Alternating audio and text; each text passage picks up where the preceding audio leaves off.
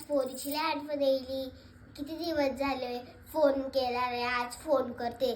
सुनबाई आई इकडे ये बरं. काय हो? पोरीला फोन लाव बरं. बरं बरं. हे घ्या. हॅलो हॅलो, कशी आहे? कशी? बरीच आहे. तू कशी आहे? मी बरी आहे. लय दिवसाची भेट नाही झाली, ये ना भेटायला. हो आई येते. वहिनीला सांग का माझ्या नावाची मटण भाकरी करून ठेवायला, मी येतेच लगेच. हो हो ठेव मग. हा. अगं ए सुनबाई, काय हो सासूबाई? अगं माझी पोरगी तिच्यासाठी मटण आणि भाकरी म्हणू ना.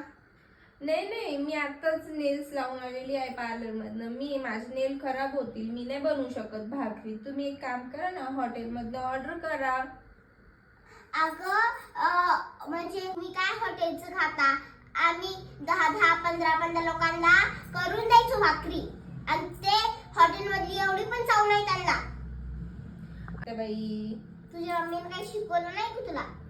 अहो नाही येत, आता काय करणार आहे. आता मी 15,000चं नेल एक्सटेन्शन करून आले आणि मी आता त्या भाकऱ्यांसाठी माझे नेल खराब करू का? सांगा बरं तुम्ही. 15,000चं? बापरे, तुला काय लाच विच लागती का नाही? अहो हो, मग स्वस्त असतं का ते? 15-20 हजाराचं असतं ते. तुम्हाला काय असं मजाक वाटते काय सासूबाई? अगं आमची नवरा आम्हाला जाऊ सुद्धा द्यायची नाही बाजाराला, आणि तू ते काय म्हणता 15,000 खर्च कधी काय आमचं शेतच विकून टाकती काय? अहो पण मी कुठे शेतातले पैसे घेतो, माझा नवरा मला देतो. नवरा? तुझा नवरा लागतो, पण माझा तो पोरगा आहे. माझ्या पोराला सुद्धा बरबाद करून टाकते, आमचं शेत सुद्धा विकून टाकते. तू नाही केलं तर माझ्या पोरीसाठी मला करायला लागतंय.